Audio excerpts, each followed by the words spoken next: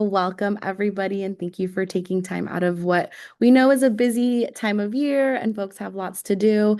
But thank you all for joining us for our final HSI webinar series called Centering Servingness. This is our last one of this year, so we're excited to kind of round us out. My name is Carla Silva, and I serve as the Director for HSI Initiatives here at the University of Arizona. I'm very excited today to invite folks from our community here at the U of A and beyond. So not only, our colleagues here, but across the country and even internationally. So again, we just want to welcome you to our space today. As always, we want to begin by recognizing and paying honor to the original inhabitants of the land of which the University of Arizona resides. So this region includes the ancestral homelands of the Tohono O'odham Nation and the Pasquayaqui tribe. We offer our gratitude in being able to share knowledge on these Indigenous lands. For some of you all, this might be your first time joining us, or maybe you've joined us throughout the years, but we always like to just ground everybody kind of in the work and why we do these webinar series. So our work is heavily informed by Dr. Gina Garcia's extensive body of work on the concept of servingness. So this webinar specifically always features faculty, staff, community members who are engaging in some type of scholarship around servingness efforts, specifically ones that are honoring culture and lived experience of those who we are working with. So our goals are really threefold. So one, that by spotlighting current scholarship, we're offering examples of rich ways in which servingness is enacted. Two, we also are inviting others, so those of you who are joining us or maybe watching our recording, both on our campus, but also nationally or even internationally, to learn about and engage in these servingness efforts. And lastly, that we're building knowledge together as a community. So again, each month we do address kind of an overarching question, and that question is, what next steps are needed to build institutional capacity around HSI servingness? So again, I'm super excited today. We have wonderful folks who are going to be sharing the work that they have been engaging in. So again, the title for today's webinar series is Inside a Binational HSI Faculty Seed Grant, Crossing Borders Using Photovoice and Pop-Up as Exhibitions. Our presenters are going to take about 45 minutes to present, and then we're going to have about 10 minutes or so for Q&A. So if you have questions, even throughout the presentation, you can use the chat feature or the Q&A section, and we will make sure to get to those questions at the end during that Q&A section. So I'm going to go ahead and pass it over to Dr. Tarnia Newton, who will kick us off for our webinar today. So Tarnia, I'm passing it off to you. Thank you, Carla, so much for this opportunity for our team to share the work that we've done over the last year. So we'll start our presentation, and while we're going through our presentation, our members will just introduce themselves for due to the time limit. But then just want to say that one of our key members, Denisse Britto, unfortunately, she wasn't able to be here, but she was a major part of the project.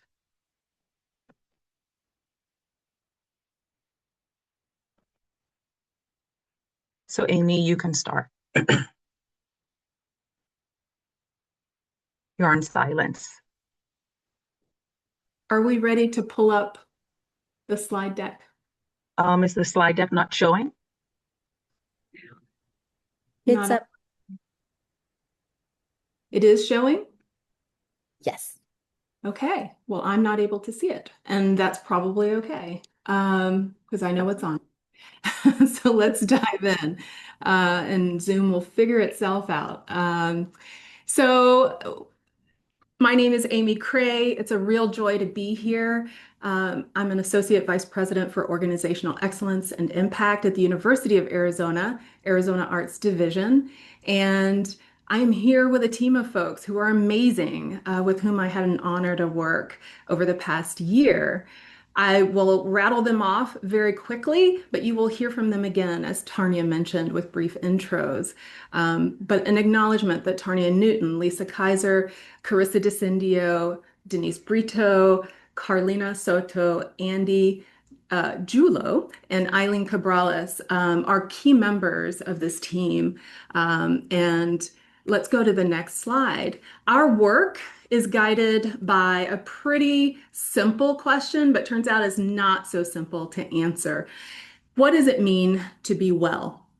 And we are grateful to have received the Hispanic Serving Institution Faculty Seat Grant to support the project, where we got to explore this question with students and with community members and with partners in Mexico. Our project is an exploratory as well as applied one. It blends research with teaching, and it crosses disciplinary boundaries as well as national ones. First, we're going to contextualize the project and the overall approach to exploring our question, what does it mean to be well? And then our team members and partners will share how we used Photovoice and educational curation practices with our students to present their Photovoice visual narratives to new audiences. And then we'll wrap up by reflecting on our experiences. Let's go to slide 3. We call our project the Health and Arts Community Collaboratory, and you can visit our virtual home by scanning this QR code here using a smartphone camera. It goes to our website. Our mission is to design and deliver arts-integrated health education and community engagement projects involving students, faculty, and partners. Next slide. Overall, there was significant impact from this project. In just 1 year's time, we worked with 10 faculty members at 4 universities, the U of A, as well as 3 universities in Mexico. And here you can see us at our hybrid kickoff meeting. We're all smiles, getting started on a journey that we had no idea would become as rich as it did. Our partners in Mexico facilitated exchanges for the nursing students who were from Mexico, which enriched our dialogues and enhanced experiential learning for everyone involved. 98 student creators in total between the US and Mexico were involved in the project, and 5 pop-up exhibitions were produced over the course of the year. And in total, we've counted an audience of more than 2,000 individuals impacted by this one project. Next slide. The U of A group behind the project spanned disciplinary boundaries and departmental boundaries. I think that's a key feature of this project. It makes it unique. And you can see that we come from the colleges of nursing, fine arts, and public health. Next slide. We also involved dozens and dozens and dozens of community partners and collaborators. We believe that this is one of the keys to implementing the principle of servingness. Next slide. Binational students were integral to the project as well, and some students participated as Photovoice creators, while others were curators and installers of pop-up exhibitions. Next slide. We'd like to give you a sense of the project and a feel for the student experience, and so we have a short video to show you.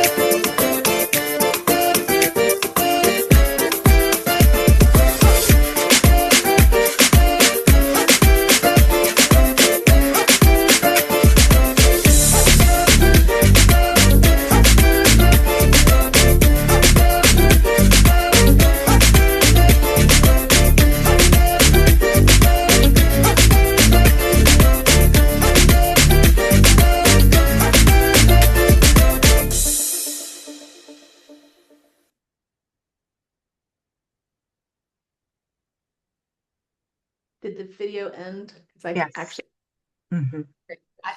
I saw movement, so I'm glad folks were enjoying it. It's really upbeat and wonderful.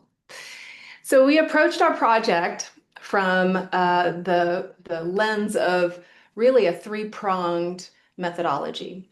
In the first phase, our faculty taught students how to apply Photovoice to learning about factors that affect well-being. So the students listened and observed in community environments. They learned about caregiving, access, and outcomes for different populations. And then they created photographs and wrote written reflections on what they felt it meant to be well in that context. In phase two, our faculty taught students educational curation, or edu-curation, using Photovoice images and stories. Students selected and arranged artworks thematically, and they wrote texts that communicated the key ideas in the exhibition. They also designed activities that offered audiences an opportunity to interact with and add their own voices to the exhibitions. What resulted was a really beautiful, as well as cohesive, multisensory, and moving presentation of what it means to be well. And then in the third phase of the methodology, the team conducted community engagement by installing pop-up exhibitions of the Photovoice works in various locations, hosting interactive events and virtual tours that were free and open to the public. Each one of these addressed issues affecting community health and well-being. So that gives you a sense of the big picture. I'll turn it over to Tarnia now to share insights into her work with the health science students. So I'm Tarnia Newton. I'm from the College of Nursing and one of the co-faculty that actually facilitated the course that really truly was the foundation for this project. So it all starts with our health equity course, which really became a foundation for our project. This course is a general elective course, so it's open to all students, even though a majority of our students are pre-nursing students. Our undergraduate course, it really centers community practices as essential in preparing future nurses, but all undergraduate students looking at communities through that equity lens or holistic lens. The course is anchored in themes of health equity, understanding how structural barriers and the social determinants of health shape health outcomes, but also understanding power and violence, environmental justice, climate change, social constructs, migration. Our purpose is truly for our students not only to learn about these issues, but to experience them through immersive relation-based learning. The cool thing about this course is that we invited our partnering nursing universities from Mexico to be a part of this course, with them also understanding the health landscape here in the US and vice versa, us understanding in Mexico. So with our students able to experience the healthcare landscape in Mexico and creating that foundation for this bilingual and binational pop-up exhibits. This wasn't just, let's say, for example, a student collaboration. It truly was a faculty to faculty collaboration that enriched both our courses in profound ways, cross borders while also here at the U of A. So my colleague Lisa went to Carissa's graduate course, and Carissa will introduce herself later on, her museum education course to ground her students in an equity lens. So this was an undergraduate and graduate combination. So for her graduate students to understand health disparities, the border communities, lived experiences, social constructs in healthcare, and the social determinants of health that our students were documenting in our health course. As faculty, we taught these students to see Photovoice images not just as aesthetics, but or let's say, for example, objects, thinking from an art perspective, but as evidence, as systemic inequities and community resilience. This equity grounding was essential for them to truly curate these exhibits that would really honor the community voices authentically. Simultaneously, Carissa came into our course to ground us in art-based methods, but also sensory embodiment, with our students learning how visual narratives can communicate health experiences, the ethics of picture taking, and how when doing so, we want to take pictures in uplifting ways. This was important where we did not want our students taking pictures of individuals that might be experiencing houselessness, for example, in the social determinants of health module, but really being thoughtful in the pictures that they took, but also in the language that they used. Carissa really taught students how to use their senses to experience the environment that we interact in. Like, what are we seeing? What are we smelling? What are we tasting? What are we hearing as individuals taking these pictures? But then also our vestibular senses, which she introduced our students to. And actually, this made what a world of difference. It made a very big difference in the way that our students reflected or narrated their photo voice.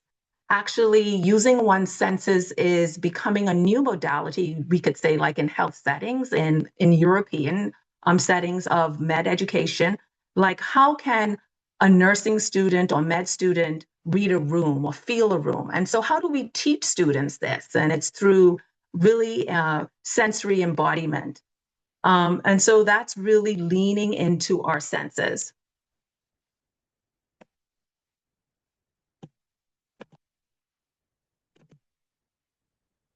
There we go. So like mentioned earlier, the methodology that we used is Photovoice. And so what is Photovoice? It is this participatory community method approach where community members document their experience. And when I say community members are students, community members that are participating in our exhibits with the hope of really to empower, but also to create change. And so really it's this artful way of really to enact servingness, but enact possibly policy changes or changes in community.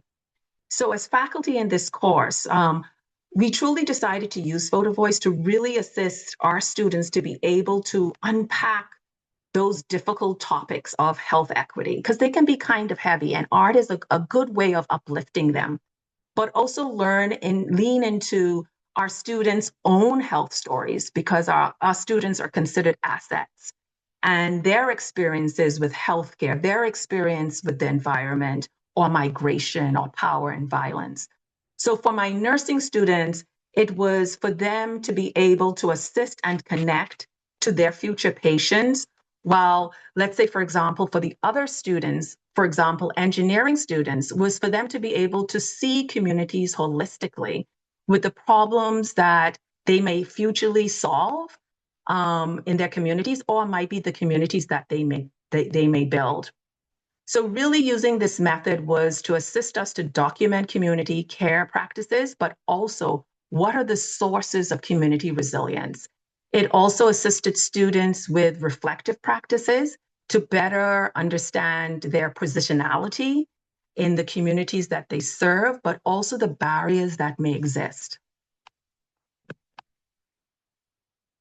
So really the Photovoice was the foundation for our pop-ups. And so we had Mexico pop-ups, which there were two. One was in Hermosillo, the other one was in Guaymas. So the course outputs was these pop-ups. And so these two exhibits were thoughtfully created by Denisse Britto, who's not here, who is at the Center of Creative Photography. And we wanted participants really to reflect about, but also add, and so that was very important, with thought-provoking questions like, if you could reimagine borders, what would they look like in a world of well-being is prioritized? In what ways do you feel connected to the land? And how does this connection influence your health and daily life? And so the whole idea of these exhibits was really to have this exchange of understanding, but also an exchange of the participants to add to the exhibit. So for us as a collaboratory, we really wanted to know, what did it mean to be well as a borderland region? And for that, we needed to know what Mexico communities were feeling. Because a lot of times we always think one-sided, it's what's happening on this side. But right south below us is our brothers and sisters in Mexico. So what was really so amazing was this deep collaborative knowledge that was achieved with these visual narratives.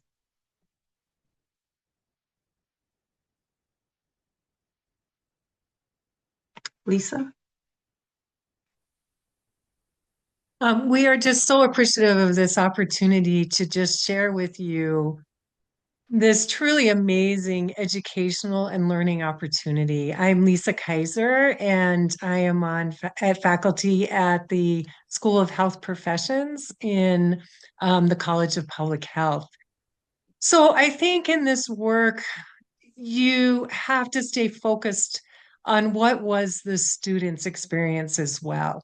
I mean, I could spend all afternoon talking about what it means as a faculty member to be able to engage in this collaboratory, but as a faculty member, to really be able to support this kind of student experience is the reason that I went into education. And so I think this ability for students to connect in the borderlands and to really learn from each other was one of the best outcomes that came from this project. A lot of our students that traveled to Mexico had never been to Mexico before. And as someone that was born and raised here in the borderlands, I'm always surprised how close Mexico it is, but that it doesn't feel that accessible for a lot of people. So to be able to facilitate this, to see nursing students from both Mexico and the United States come together. And it wasn't just that we took our students to Hermosillo and to UIMES, it was that their students came here as well. And there are critical things that we need to be able to learn together in the borderlands about what does it mean to be well here. And I think even just to be able to go to Mexico and learn about their healthcare system, how they have been responding to issues around migration and immigration, and then for their students to come here and see those same issues here from a different perspective, was invaluable. And we speak to a larger voice and some other ongoing projects around how do we build national and specifically binational coalitions to really join together and have creative responses to these urgent healthcare issues that we are facing. There's so much that you can see in the photos. What I hope you see as you see us in Mexico is that there is always this incredible hospitality that is offered to us when we travel to Mexico. And that is a richness that we also aimed to offer back when they came here. And so those voices are the ones that we want you to hear as part of our presentation today. So we are going to turn it over to two of our partners. One is a student that is joining us by a video, and then another person is joining us as faculty from Hermosillo. So Tarnia, I will turn it back over to you. Hello, good afternoon. My name is Eileen, and I participated in the Photovoice project as part of the Binational exchange. This experience was very meaningful to me because it allowed me to get closer in a more human way to the topic of migration. Through the photographs, I was able to observe situations that we often see every day but that we stop paying attention to. Photovoice gave me the opportunity to pause and truly look at what migrants are, experience their journeys, their challenge, their hopes, and the strength that keeps them moving forward. As I took the photos, I realized that every migrant has a story, a reason, a family, and a future that they are trying to build. It helped me understand beyond statistics or news and helped me to see it in faces, footsteps, and small moments. The Binational exchange was also an amazing experience because I was able to hear how other students perceive migration in their own communities. Even our realities are different, we all share the same desire to migrants to be treated with dignity, respect, and understanding. This experience changed my perspective, made me question a lot of things, and taught me that it's important to give a voice to people who are often unheard. I'm grateful for the experience Thank you so much for letting me participate in this project and share what I learned. Thank you.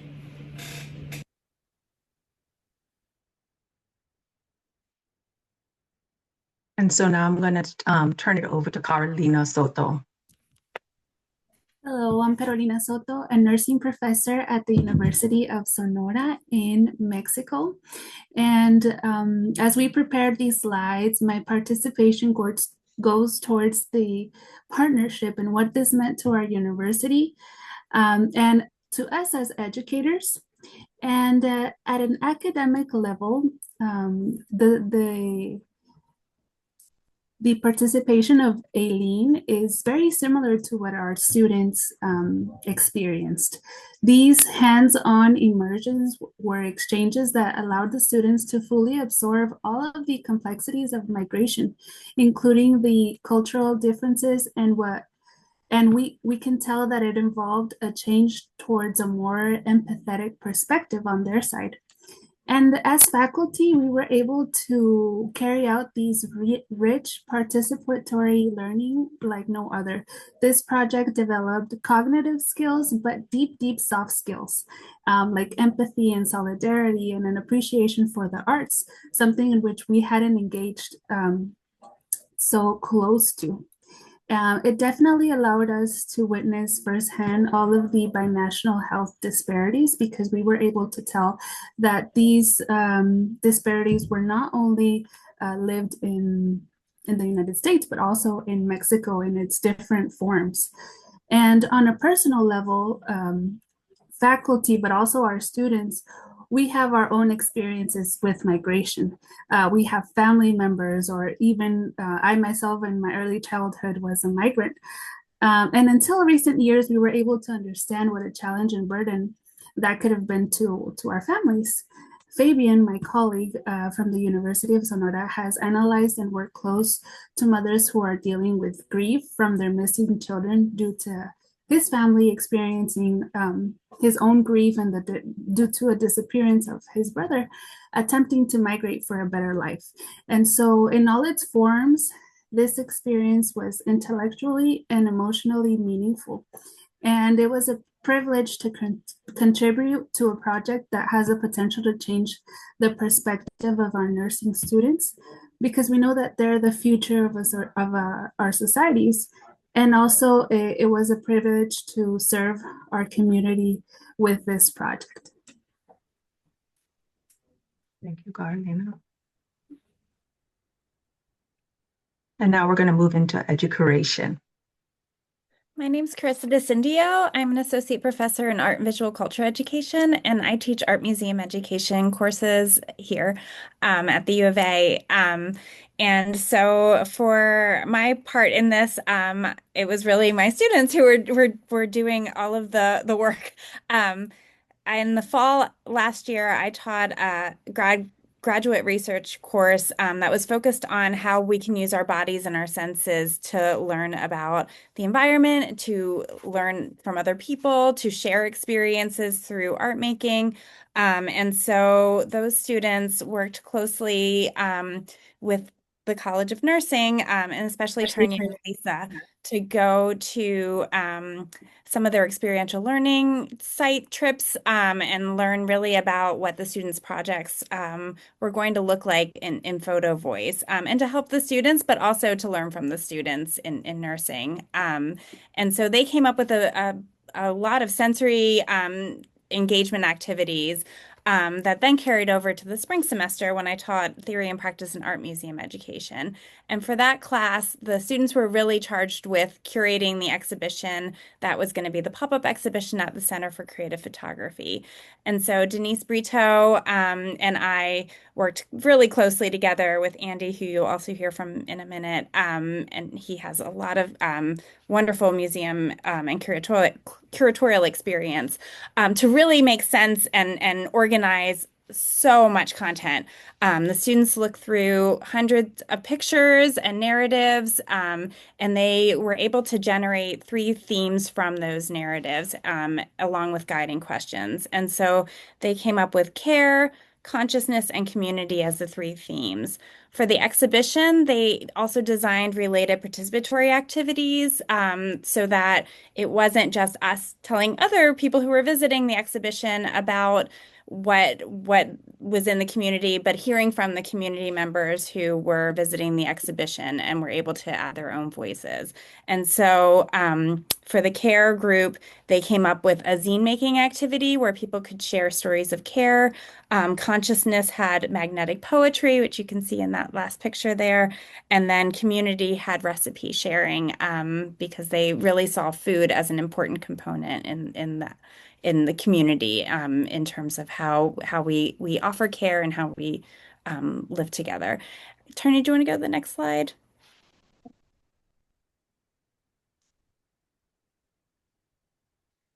And so the exhibition was up at CCP. We included other community voices as well. We had Fun Ye's virtual reality Chinese chorizo project, where she was actually sharing a recipe through virtual reality. We had Josh Shatner talking about Photovoice as part of that exhibition. And then we have videos of community members just talking about how do you care in your community and how do you show care in your community? And then visitors could respond to the prompts that the students came up with as well. And so we tried to get as many voices into the exhibition as we could through both the exhibition design and what Tarnia will talk about later with programming as well. But for my students, I think it really gave them a hands-on experience in terms of how to incorporate multiple voices into an exhibition where we're working with communities and not for communities, and we're really, incorporating different perspectives all along the way. So I'll pass it over to Andy. Hi, my name is Andy Julo. I'm a PhD student in the Department of Art and Visual Culture Education here at the U of A. Part of the beauty of this project was that it is iterative. So with each subsequent semester, the nursing students generate more content. And as Dr. DiCindo mentioned, the students in her courses selected which photographs were going to be in the exhibitions. Each of them had written text as a part of that photo voice, and part of the students in those courses was distilling down what the student wrote and selecting some quotation from their larger writing to accompany the photographs. For our partner at the Mexico universities, their photo voice were translated into English, and then the folks here at the U of A, their photo voice were translated into Spanish, so that the exhibition and all of its components would be bilingual. We, for all of these, this project, every time that it appeared in physical form or on the website, which there's a QR code at the end, which you can access, it had to go through this design process and be formatted and reformatted. We worked with a local printer called AZ Lithography. This is a family-run business, and specifically, John, the manager, was an absolute delight to work with, and far beyond, even though there's a quickness to on-demand printing, by working with a local printer, John helped us think through how the exhibitions might work, as well as printing all the different components, including floor vinyls, posters, signage. He's just really great. In its latest iteration, it premiered earlier this fall in the Health Sciences Walkway of Wellness. So that final photo you see on the right, John devised from scratch or engineered this system of using wood dowels and PVC pipe to have an outdoor exhibition, and was just a real, super handy about this. It's part of that iterative nature that I was talking about. These were relocated they're currently on view at the JTED campus. So now high school students are engaging with them and creating their own photo voice project. Part of the beauty of this is that it continues, and that we were able to learn from the experience and the expertise of community members, including those who are studying, in pre-nursing programs at JTED.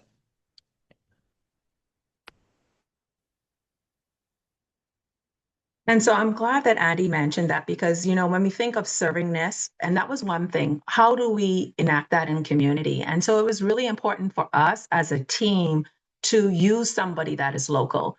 because the way that our work affects them, their work affects us. And I think that was important. And I know Andy had mentioned that earlier, that using the local talent in our community so that we can support them.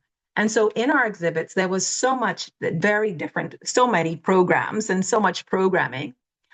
So for example, where you see the picture where underneath for collaborations, we basically collaborated with 10 West, and here in Tucson, we call that kind of the Southwest of, like Austin would call it the Southwest Festival. And so with them, we created a wellness experience so that their participants from 10 West could come over to our exhibit and experience the CCP exhibit, but then also had an activity where we collaborated with Beads of Courage. And so they could make these beads, and then those beads would be given to children who had cancer. And then also panel discussions. This all happened on that museum day within the CCP, as well as we had numerous panel discussions talking about migration, talking about wellness, talking about how do we build resilience in our community. And then as well as when you look at recently this fall, we had book reading and conversation that went along with our exhibit. So that's a new iteration, like what Andy said. We're combining our pop-up exhibit with migration, with a local author, Dora Rodriguez, where we can have book signings and conversations and kind of an authentic experience. And then, of course, we had closing ceremonies to honor our partners in Mexico, in the sense at the CCP, and then also high school fireside chats. And this is something new with this semester, where it's creating that intimate conversation so that students can show up authentically and have that conversation with Dora Rodriguez, as well as Brenda Sanchez from CHEC. And most of these students are either pre-nursing students, or they would be like community health and wellness students, or doulas, or farm techs, where they're able to just have this conversation about that. And so when we really think about this and our collaboratory, it's really making change in the community. And that was very important to us. And so overall, when we think of our collaboratory, which we uniquely call Health and Arts Community Collaboratory, and its pet name is HACK, and it has been mentioned, it was truly important really for us as a team for participants to leave refreshed.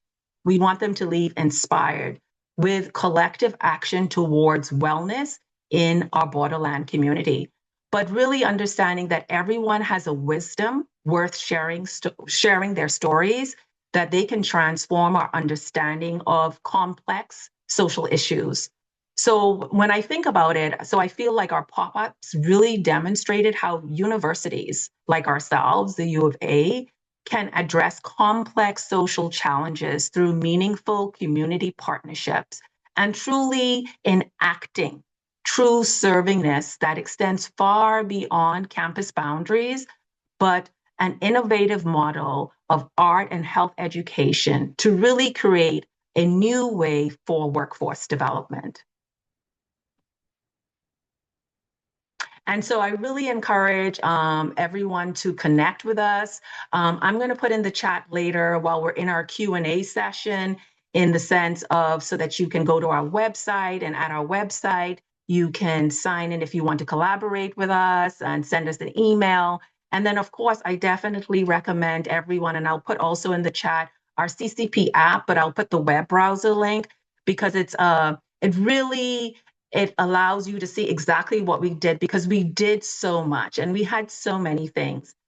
Because even when we think of that whole CCP exhibit, there were so many interactive things. And I even forgot, in the sense we had, let's say, for example, in the last picture, we even had a children's section at the bottom where families could come, where we had Carissa and Denisse. We went through books that were, thoughtfulness was put into every single book that was placed in that library within that CCP exhibit, in the sense of traditions and cultures and everything. So everything that we did was very thoughtful. So please connect, and I think it'll be now open to question and answers, and then I will put the additional links in the chat. So I'll turn it. Yeah. Thank you. If we can all just again thank our panelists and facilitators today. I've been super excited. I saw Tarnia actually. I've seen her like twice in the last week, so I've been really excited for the whole group to really host this because I think it's really important to see like the different work that's happening, not just at our institution, but kind of the collaboration across different departments at the U of A, and then obviously the cross collaboration for institutions even internationally. So again, if you have questions, I see one popping up in the chat, but if you have other questions, please feel free to put them in the chat or Q&A. But we'll go ahead and we'll go with the first question. So whoever wants to answer, folks want to answer, you're welcome to. So someone's asking, are you planning to continue this partnership with the Mexican universities and or students? And is there a faculty exchange opportunity? That's a good question. I'll let Lisa answer that question, but I just want to say because we have a new partnership, which isn't represented in this presentation, and that would be with Mexico City. And so their students, 7 of their scholars, are a part of this exhibit that is presently at JTED and was also at the Walkway of Wellness as well. So Lisa, I don't know if you heard the question as in reference to continuing our partnership. Absolutely. And yeah, so we really are excited that UNAM from Mexico City has also joined into our collaboratory. And so we are already starting to plan like what could be events that we do in 2026. And that includes to answer the question, how can we bring in more faculty from across the university to participate in this?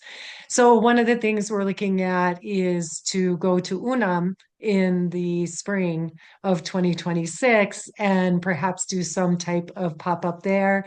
But then the deeper question of just really looking at what the university has been saying about making these opportunities available. I think Mexico, to me, is always going to be the first place we should connect with when we talk about international learning opportunities for our students. And so we really do look forward. If anybody in particular is interested, please reach out, email us, and we are glad to talk to you about the work that we're going to be doing coming in 2026 and into the future. I'm going to turn it over to Carolina as well to answer that question because we're just getting such good input from our partners in Mexico too about the work we can be doing. Yes, we are always open to working as a team, and we look forward to continue this collaboration and hope to continue the student exchanges and the faculty exchanges as well. So we're definitely on board.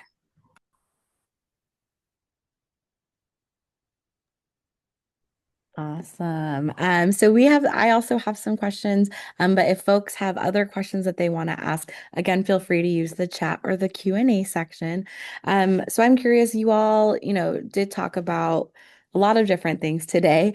But I'm curious, on maybe more of like a personal note, curious why you all decided, and as many of you can answer as you want, but curious as to why you all decided that this was something you wanted to be involved in, and kind of why you continue to be involved with it. I mean, I can start and then I'll let everyone else follow. And so I think it always boils down into, and there was the HSI Grant Development Institute on Friday, and it always boils down to relationships. And so, especially when we think of being, a faculty seed grant, it's really having those relationships prior to actually applying for a grant. And it just so happened that the course that Lisa and I was teaching, we were doing Photovoice already.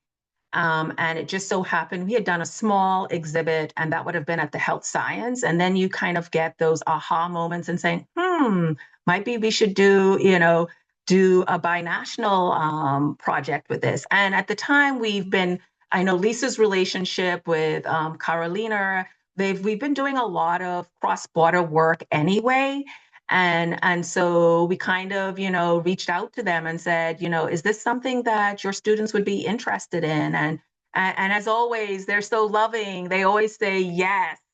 And so, I mean, thank goodness for Zoom, because their students would Zoom into our classes. And so, yes, learn about Photovoice, or even Carissa and I, we took it aside and we did kind of just a session just with them to go over certain work depending on their schedule, so that they would be able to not get behind on the content. And so I think it goes back to, what is enacting true servingness, right? What is it to be of service to your university? What is it to be of service to your community? What does that look like? And I think for our North Star as a collaboratory, it is truly, looking at servingness, giving beyond sometimes our time, because a lot of times we are all busy, but it's truly saying, how could we be of service to create a beautiful project, or really more so a meaningful project where change could be enacted? I don't know if anyone else wants to add to the question.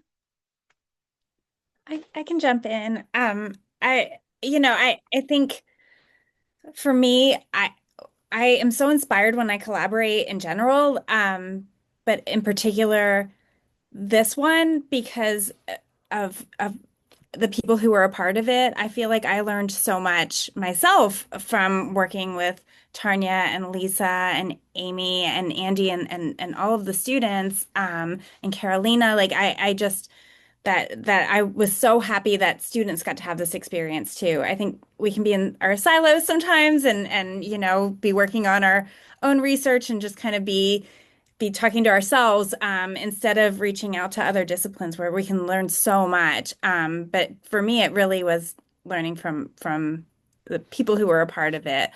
Denise and I worked so close together. We became one person, and we just called ourselves Denisse because we just were just talking so often together, while we were doing the exhibitions. And so, it just really, I think, speaks to like the dedication of everybody who is a part of this, that we enjoyed spending that much time together, and that we're continuing on after this. Yeah, I would love to add just one piece. So I wasn't teaching in the classrooms in this project. My role was really more on the contextual side, the institutional side. And one thing I see in my work, and I think I've seen throughout my career, I studied art education in the K through 12 space, and now I do it in the higher ed space. But that's my background. Um, the need for innovative pedagogies, particularly in developing young people to be workforce of the future, to be citizens of the future, we just have to get better at that. And the arts are brilliant means to engage not only students, but of course community members as well. It's like the perfect entry point for most any complex or difficult subject matter. And we had all the pieces here. They just weren't connected. So this project enabled that. And it was a great deal of effort from a great many people. That's why we wanted to highlight just the layers of collaboration that were happening inside the institution, outside the institution, US, Mexico, this discipline, that discipline, rank, faculty, student, that kind of thing. But that's what it's going to take, I think, to really develop people, human beings who are going to be well.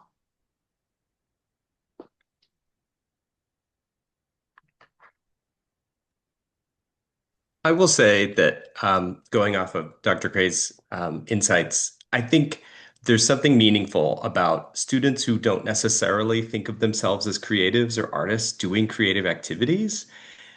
Reading through the student responses, some would be more literal, but many, many more would be very poetic. And this chance becomes a vehicle not to talk about necessarily kind of physiological concerns all the time. It also becomes something that links them to, something greater. These themes around the ways in which climate and the impacts of the climate impact health in negative ways or in positive ways. I think the more to underscore that point is simply to say, when nursing students who are involved in the work of caring for a person, this project was a powerful way of them thinking about how people are whole people. And it takes the complicated issues surrounding migration, other, and many other things, and puts them at a human scale. So I felt very lucky to be able to be privy to some of those student responses, and hopefully assemble them in a way that felt approachable to a public that wouldn't necessarily have interacted with them.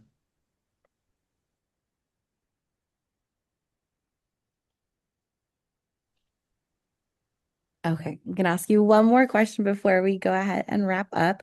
Just curious, if you all can maybe share what were some of maybe the biggest lessons you all learned about working binationally, especially across, right? You all came from like different areas, different just lived experiences, even whether academic, cultural, expectations or resources. Just are there, as folks maybe part of the webinar series, right, is like knowledge sharing. So we might have folks on here who are interested in creating something similar or have something similar, but are trying to maybe reconfigure what it looks like. So just any big lessons that you want to share. I can share one, and it's a little bit tied to the question that Elizabeth just put into the chat around, does this mean that there's sustainability after the grant? I think one of the challenges, one of the things that we think a lot about now that we might not have at the beginning is having enough time within a grant year, because grants, unfortunately, are often doled out year to year, not multi-year.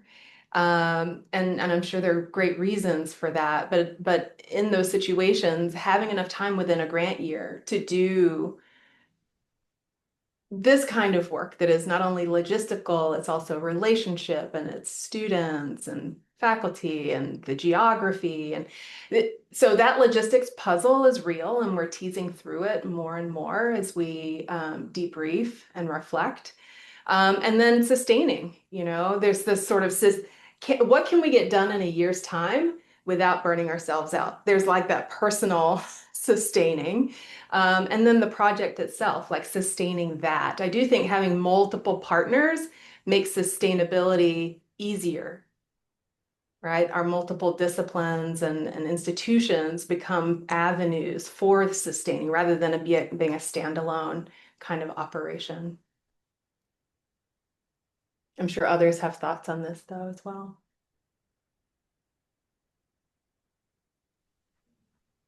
I'd also like to add on the lessons.